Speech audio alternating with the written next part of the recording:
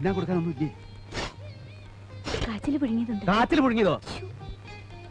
കൊടുക്കാൻ പറ്റിയ സാധനം ഞാൻ പറയാറില്ലേ, വല്ല കായവറുത്തോ മിക്സറോ വാങ്ങി വെക്കണമെന്ന്. മാന്യമാര് പറഞ്ഞ വീടാണേ. വാങ്ങി കൊണ്ടുവന്നൂടെ? ഇതം കൊടുക്ക. അപ്പൊ ജില്ലാ കമ്മിറ്റിയില് അങ്ങനെ ഒരു ആലോചന വന്നപ്പോ ഞാനൊന്ന് പ്രസ് ചെയ്തു നിങ്ങളുടെ പേര്. അത് അംഗീകരിക്കുകയും ചെയ്തു. പഠിക്കുന്ന കാലത്ത് ഒരു രസത്തിന് എന്തൊക്കെയോ ചെയ്തു എന്നല്ലാതെ എനിക്ക് പാർട്ടിയുമായി ഒരു ബന്ധവുമില്ല. ബന്ധപ്പെട്ട മതിയല്ലോ.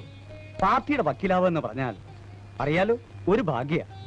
പാർട്ടിയുടെ കേസുകള്, അനുഭാവികളുടെ കേസുകള്, പത്രങ്ങളിലും മാധ്യമങ്ങളിലും മറ്റും കിട്ടുന്ന പ്രാധാന്യം, സർവോപരി ഒരു ദേശീയ പാർട്ടിയുടെ പിൻബലം, പിന്നെ മിടുക്കുണ്ടെങ്കിൽ പാർട്ടിയുടെ ഉന്നതമായ സ്ഥാനങ്ങൾക്ക് വരാനും പറ്റും. മനസ്സിലായോ? മനസ്സിലായി. പക്ഷെ നിങ്ങളുടെ പാർട്ടിയുടെ കേസോ പാർട്ടിയുടെ പിൻബലോ ഒന്നും എനിക്ക് താല്പര്യമില്ല.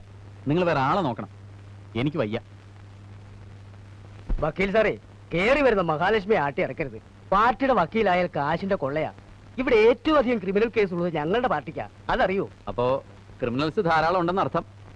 അപ്പോ നിങ്ങൾക്ക് താല്പര്യമില്ല അല്ലേ? പറഞ്ഞല്ലോ, തീരെ താല്പര്യമില്ല. ആദ്യമായിട്ടാണ് ഒരു വക്കീൽ മുഖത്തടിച്ച പോലെ ഇങ്ങനെ പറയണത്. വാടോ.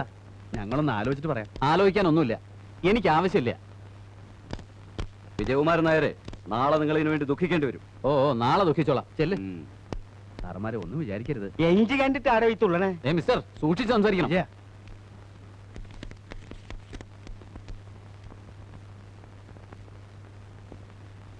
എന്താടാ? ഒന്നുമില്ല. എന്തിനാ അവര് വന്നത്? ഒന്നും ഇല്ലാന്ന് പറഞ്ഞില്ലേ? അവര് വലിയ നേതാക്കന്മാരാണ് അമ്മേ. അവരൊരു ഉപകാരം ചെയ്യാൻ വന്നപ്പോ അവൻ അത് വേണ്ട. ഏട്ടൻ എന്തറിഞ്ഞിട്ടേ പറയണേ? പാർട്ടിക്കാരെ കുറെ കേസ് കിട്ടുന്നല്ലേ അവര് പറഞ്ഞത്. എന്ത് കേസ്? നക്കാപ്പിച്ച കേസ്. തുടക്കത്തിൽ തന്നെ കുറെ കേസ് കൈ കിട്ടാന്ന് വെച്ചാ ചില്ലറ കാര്യ. അതെ, എനിക്കത് ചില്ലറ കാര്യമാണ്. പാർട്ടിക്കാരുടെ പെറ്റി കേസുകൾ വാദിക്കുന്ന ഒരു മൂന്നാംകിട വക്കീലാവാനല്ല എനിക്കിഷ്ടം. തുടക്കത്തിൽ തന്നെ വലിയ വലിയ കക്ഷികളെ കൈ കിട്ടൂടാ. കിട്ടും. ഏട്ടൻ കണ്ടോളൂ.